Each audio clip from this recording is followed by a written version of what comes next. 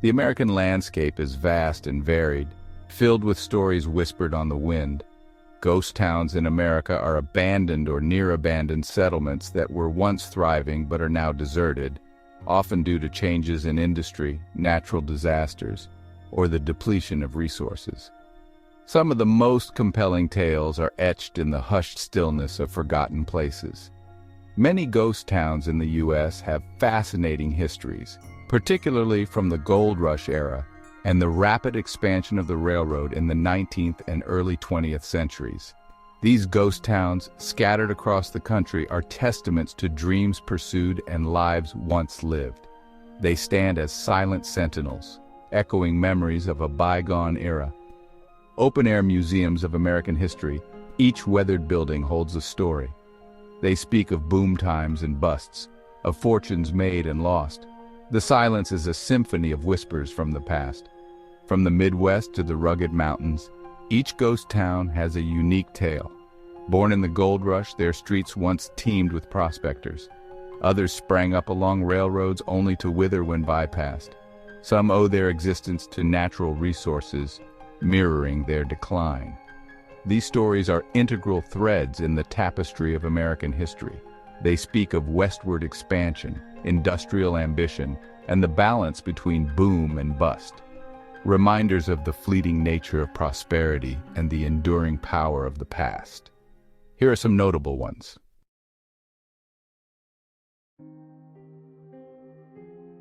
Bodie, California stands as a stark example of a ghost town frozen in time.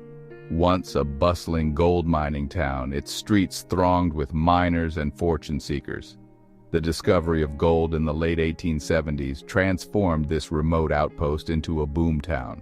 The town pulsed with the energy of ambition and the promise of wealth, but the boom was not to last. As quickly as it had risen, Bodie began its inexorable decline. The easily accessible gold veins were exhausted. As the gold dwindled, so too did the population. Today, Bodie stands as a haunting reminder of the ephemeral nature of fortune.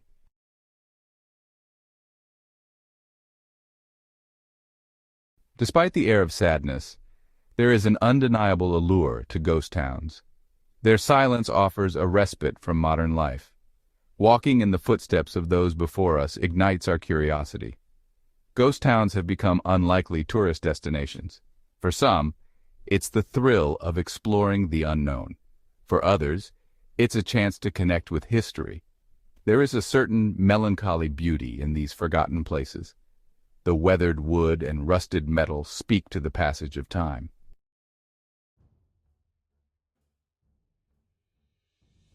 By the 1880s, Bodie had become a boomtown in the truest sense of the word.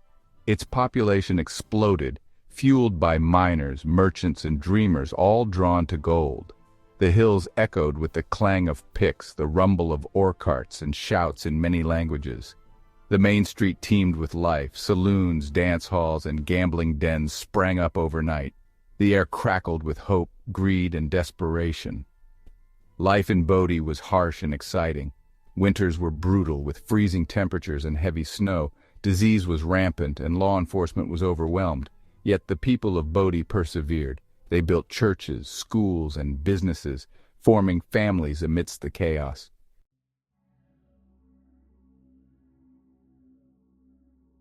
Bodie had its share of colorful characters and infamous events. Miners, merchants, gamblers, gunslingers, lawmen, and outlaws walked its streets. Saloons like the Miners' Union were legendary for their raucous atmosphere.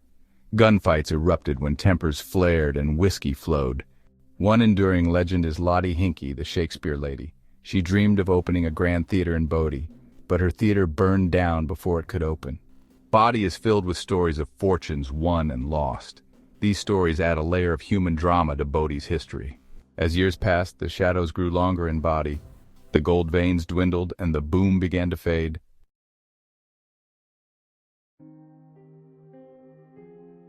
The final blow to Bodie came in the early 20th century, when a series of fires devastated the town. With its economy already in decline, Bodie lacked the resources to rebuild. Families packed up what belongings they could carry and moved on, leaving behind a shell of a town. its future as uncertain as the wind that whistled through its empty streets. By the 1940s, Bodie was virtually abandoned. The once bustling streets were silent. The buildings stood empty and decaying, their windows like vacant eyes staring out over the desolate landscape.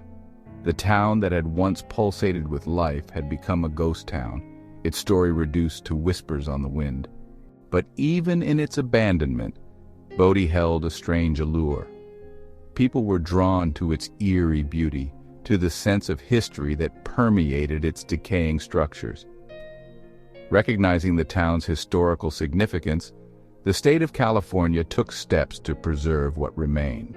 In 1962, Bodie was designated as a state historic park and a national historic landmark, ensuring that its story would continue to be told for generations to come.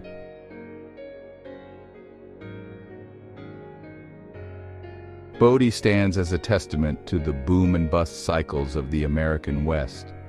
Visitors step back in time, experiencing a bygone era of fortunes made and lost. Walking down the dusty streets, one can almost hear the echoes of the past. Bodie is more than a tourist attraction. It reminds us of the fragility of human endeavor. Whispers of history are carried on the wind, waiting to be heard. As the sun sets over the Sierra Nevada, one feels awe and sadness for a time gone, but not forgotten.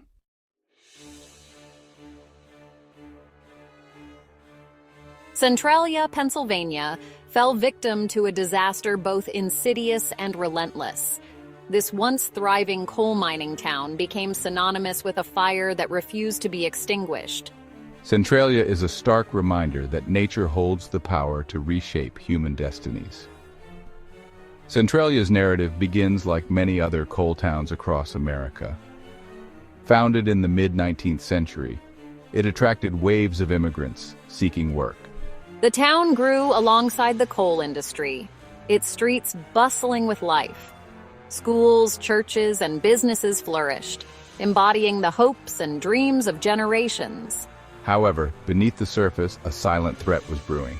Centralia's prosperity was linked to the coal beneath its foundations. Coal seam fires had plagued mining communities for centuries. In 1962, a fire spread to the network of abandoned mine tunnels beneath Centralia. What began as a smoldering ember quickly transformed into an inferno.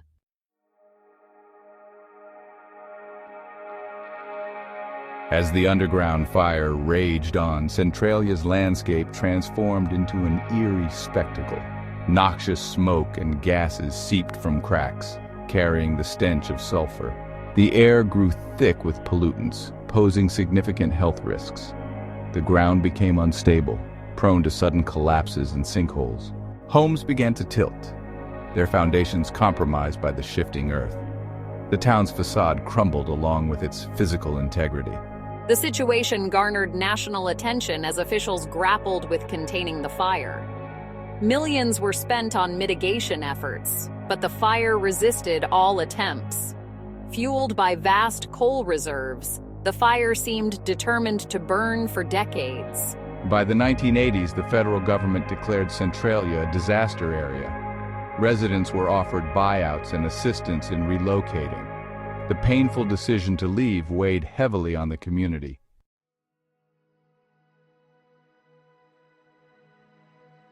Today, Centralia stands as a ghost town of a different kind. The vast majority of its buildings have been demolished, leaving behind empty lots and overgrown foundations reclaimed by nature. A handful of structures remain, standing as stark reminders of the vibrant community that once thrived there. The most iconic testament to Centralia's fate is perhaps Graffiti Highway, a stretch of abandoned highway that once connected the town to the outside world. Now closed to traffic, the road surface is a colorful canvas of graffiti, a poignant mix of messages of remembrance, defiance, and even dark humor. Yet, amidst the desolation, there's a sense of resilience, a testament to the enduring spirit of the community that once called Centralia home.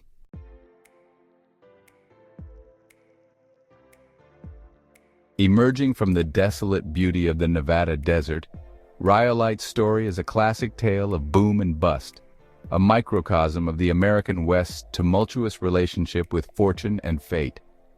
Discovered in 1904, the Montgomery-Shoshone mine sparked a frenzy of excitement as word spread of the rich gold deposits hidden beneath the arid soil. With the backing of wealthy investors, the town rapidly transformed into a vision of unexpected grandeur amidst the harsh desert landscape.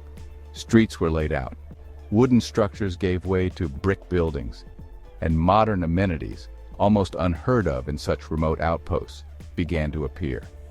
The desert air, once filled only with the whisper of the wind, now echoed with the sounds of construction, commerce, and the laughter of those who believed they had found their fortune in the Nevada dust. The heart of Rhyolite's prosperity was the mine itself, a hive of activity operating day and night.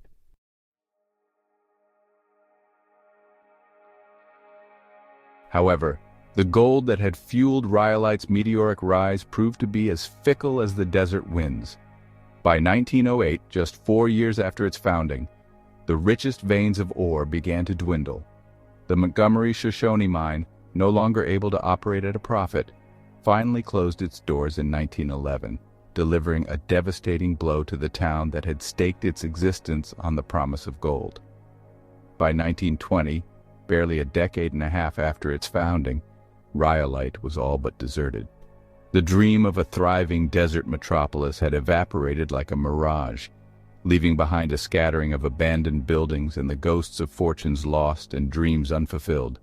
The desert, which had witnessed Rhyolite's meteoric rise and equally rapid fall, reclaimed the town, its relentless sands slowly burying the remnants of a bygone era.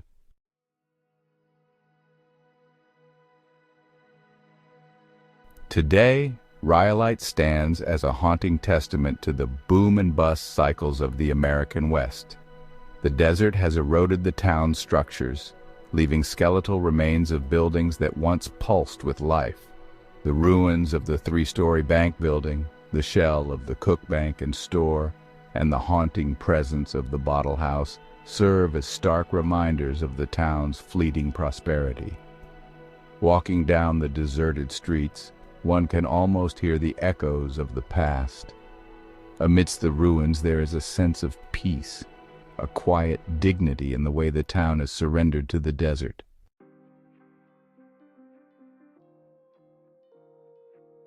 Route 66, the iconic Mother Road, represents more than just a highway. It embodies the spirit of American wanderlust.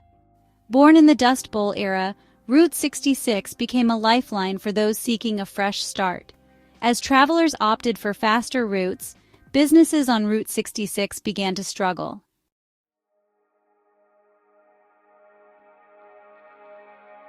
Glen Rio, a town literally divided by the Texas-New Mexico state line, embodied the spirit of Route 66. The town boasted a gas station, motel, restaurant, and even a post office, each a testament to the entrepreneurial spirit that thrived in this remote outpost.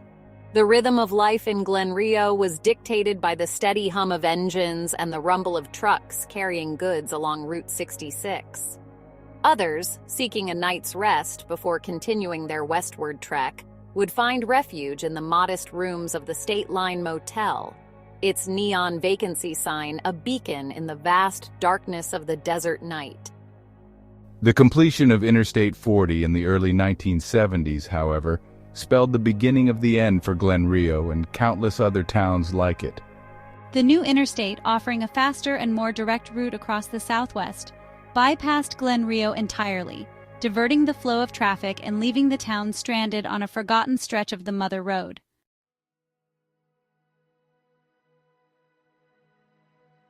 The impact on Glen Rio was swift and devastating. The Little Juarez Cafe, its tables once filled with hungry travelers, fell silent, its neon sign extinguished, a symbol of the town's fading fortunes. The State Line Motel, its rooms once offering respite to weary travelers, stood empty, its vacancy sign a poignant reminder of a bygone era. One by one, Glen Rio's businesses closed their doors, their owners forced to abandon their dreams and seek opportunities elsewhere. Today, Glen Rio is a ghost town, in the truest sense of the word. Yet, even in its current state of decay, Glen Rio retains a certain melancholic beauty.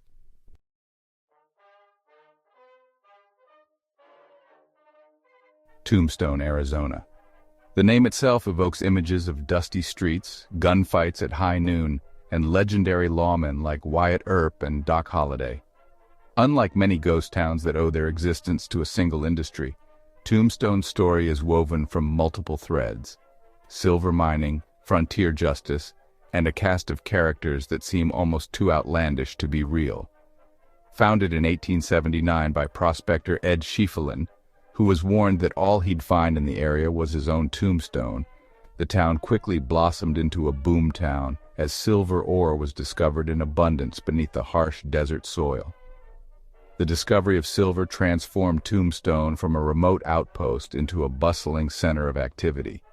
The influx of wealth and opportunity also attracted a less savory element: outlaws, gamblers, and those who lived by their wits and their skill with a six-shooter.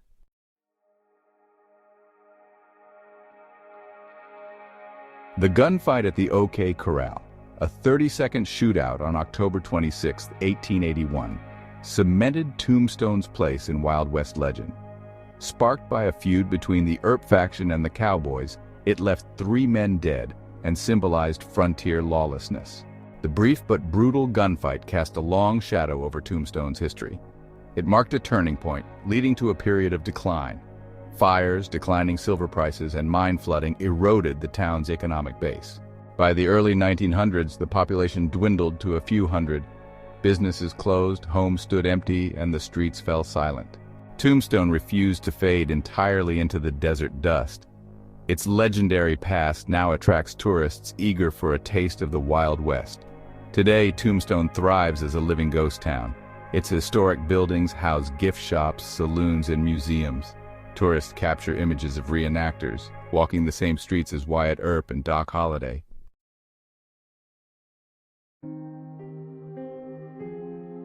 The ghost towns scattered across America stand as silent sentinels, their crumbling facades whispering tales of a bygone era. They are open-air museums of human ambition, resilience, and the often harsh realities of life on the American frontier. Each ghost town offers valuable lessons about prosperity, human endeavor, and the power of nature. Bodie, Rhyolite, Centralia, Glen Rio each experienced rapid growth and prosperity, only to see their fortunes fade.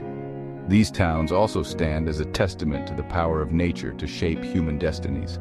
They are stories of resilience, adaptation, and the enduring power of the human spirit to persevere.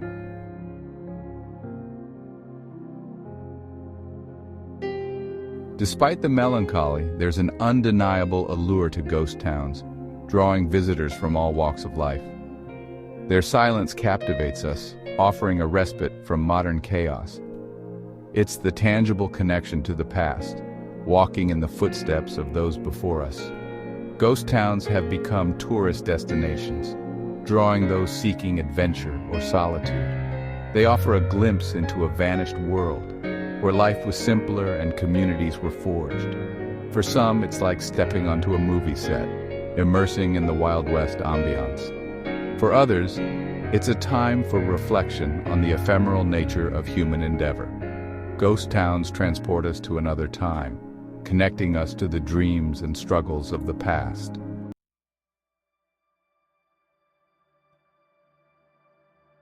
The ghost towns of America are more than just relics.